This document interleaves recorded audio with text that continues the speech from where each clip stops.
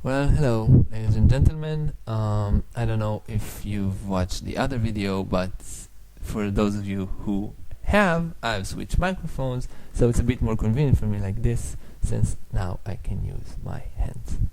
So, you might have guessed it by now, the subject of this hopefully short video would be to provide an explanation to Snell's, also known as Snell Descartes Law.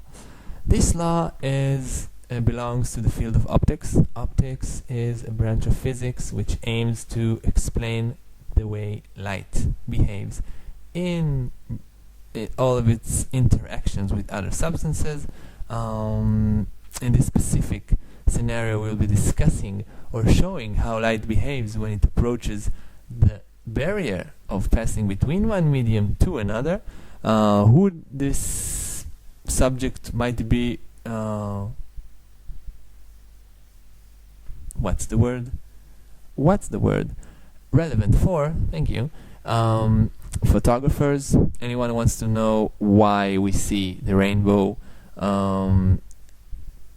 anyone who wants to understand why cameras do this, like you see me, and when I do this, sometimes you see the background goes black, now it's clear again, now it darkens, now it's clear again. It's really similar to the way we close our eyes according to the amount of light that exists around us, the way the pupil in our eye works, etc., etc., etc. But let us begin from the beginning. Light is currently the fastest known substance in the universe.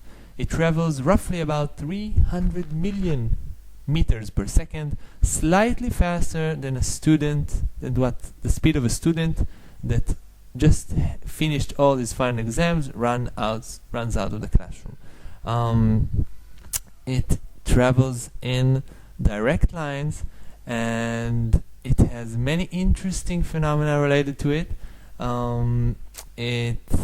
Thanks to it we can see, because our eyes are wonderful things. One way of looking at them are as receptors of electromagnetic frequency, electromagnetic radiation, aka also known as light. Some other creatures and animals on the planet can see other things like in infrared, because their eyes or they have receptors for different kind of wavelength and frequencies, and it's really interesting.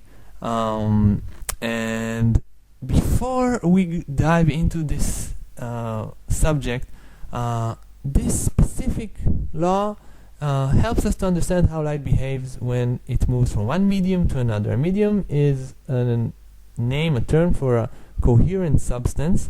In this case, we'll be discussing the movement of, and yes, the background, including me, will be darkened when I put forward this board, but I think we can cope with it. This shows the way light moves from air to water. We'll be discussing all of these terms here soon. First, it's important for me to emphasize that this subject is very simple. You just have to make sure that you're familiar with all the terms that are listed here. So, let's start. When a ray of light approaches the barrier of a medium, this is the line between the air medium and the water medium. Okay? Excuse me if I'm not looking directly at you, but at the board. Usually I like having an eye connection. I think it helps the explanation it makes the explanation better. In this specific case, we'll try to make the best out of the situation. So, excuse me in advance. So, we have a ray of light advancing towards the barrier, okay, between one medium to another. And the light that travels in a straight line here is faced with a dilemma. Light is made of energy packs called photons, a term used by Einstein in 1905 to explain the photoelectric effect. Wow, what a sentence, right?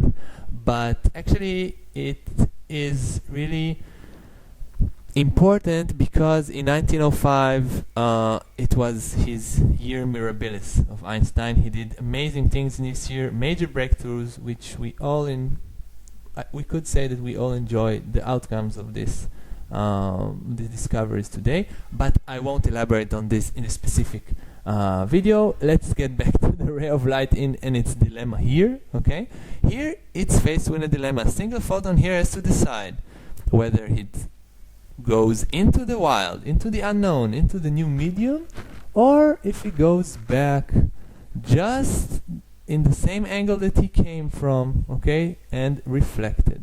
Okay, so this is a point of a dilemma in any photon's life, and we have the brave photons that decide to proceed to the unknown new medium, and we have the other photons that are more, they're fond of what they know, so they choose to go back in the same angle in which they came. Okay, in physical terms, we call the angle of the ray of light, which is always straight, by the way. All these ray of lights are straight. This angle in which the ray of light hits the barrier as theta 1, okay, theta is a Greek letter, and it's called the angle of incidence, okay, and it always equals the angle of reflection. Okay, this is for the more standard routine preferring photons.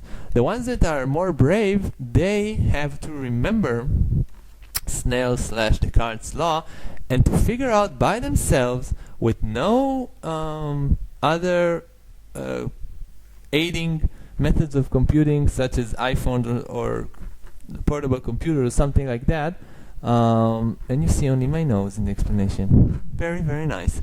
They have to figure out the angle in which they will proceed their journey, and this law describes how to describe the connection between four elements. Okay, we have the refractive index of medium 1, which we'll soon I'll explain to you what it is, sinus theta 1, which is, as we discussed, the angle of incidence, equals n2, which is the refractive index of medium 2, times sinus theta 2, which is, and I'm saying it for the first time now, angle of refraction. And this is actually the angle in which the photons will proceed moving in the new medium. So, we defined. What is this? Refractive index of medium 1, let's discuss what refractive index is. It describes the ratio between the speed of light and the speed of light in the medium. Okay, the speed of light, let me phrase it again. The refractive index describes the ratio between the speed of light in vacuum, okay, which has a roughly equals 300 million meters per second, divided by the speed of light in the medium. And so you might ask, what does the medium do to the speed of light? Well, just as if, and I'll just put it aside for 1 second, let's say me and you go for a trip in the nature. If we go in an open terrain, our speed would be faster than if we go in a forest, right? This situation is similar to the way light moves in different mediums. In a more what's called dense medium, the light travels more roughly, more slowly. It's not dense because it's like optical density. It's not like the density regarding to gravity. It's optical density, but the general idea is, in order to explain it more simply, hopefully, it's like it's harder for the light to travel in this medium, and that's why it moves slower. On the contrary, if we move through a forest and then the forest ends and we start moving in open terrain, we can move faster, and that's exactly what the light does. In less optically dense terrains, it moves faster. How do we describe this optical density? By this refractive index. The air has a refractive index of 1, meaning that's when we say that the refractive index equals roughly 1, we say that the light actually moves in air in the same speed that it moves in vacuum. That's what the value of refractive index 1 means.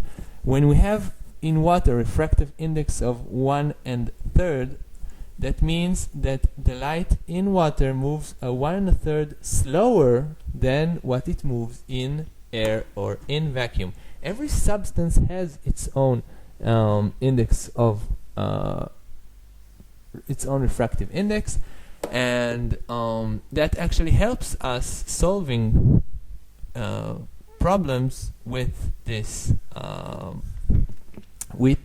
law, and by putting the adjacent or the compatible values in the refractive index of the medium into which the light travels, and the refractive index of the medium from which the light came.